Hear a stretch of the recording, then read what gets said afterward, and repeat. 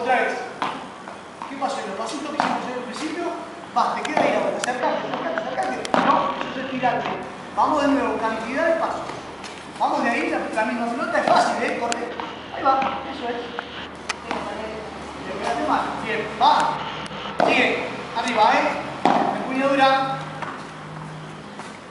Va, otra vez. Otra vez, vale. Otra vez el brazo arriba, dale, arriba. Bien, que se viene fácil. Otra vez, arma. Dale, arma. Vamos.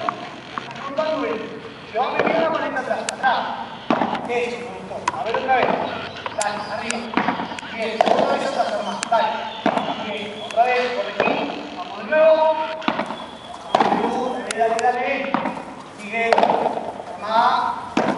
Bien, ¿por qué la bola se va para allá?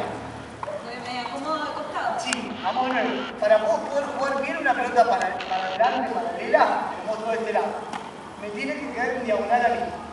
Donde la pelota, desde esta posición que es la ideal, se pone acá, fíjate, yo para poder pegar esa bola, que me quedó acá, esto sería el ideal, vamos a poner ideal. Fíjate, si me queda acá la bola, el punto de contacto es perfecto, ahí ¿dónde está apuntando? Para vos. Y yo como me acomodo con la pelota acá, ¿dónde está apuntando la maleta? Es lo que te pasó acá. ¿Me entiendes? La mala acomodada con respecto a la bola, ¿sí? Vamos de nuevo.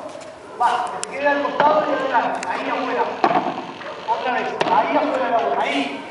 Bien. Otra vez ahí afuera de la bola. Ahí. A ver, acomodate con esa pelota. Afuera de la bola. Ahí no es lo mismo. Pasate.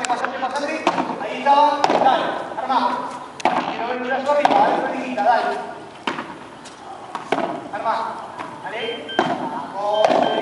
No se achacha. Tanto tiempo esperás para no correr. Va.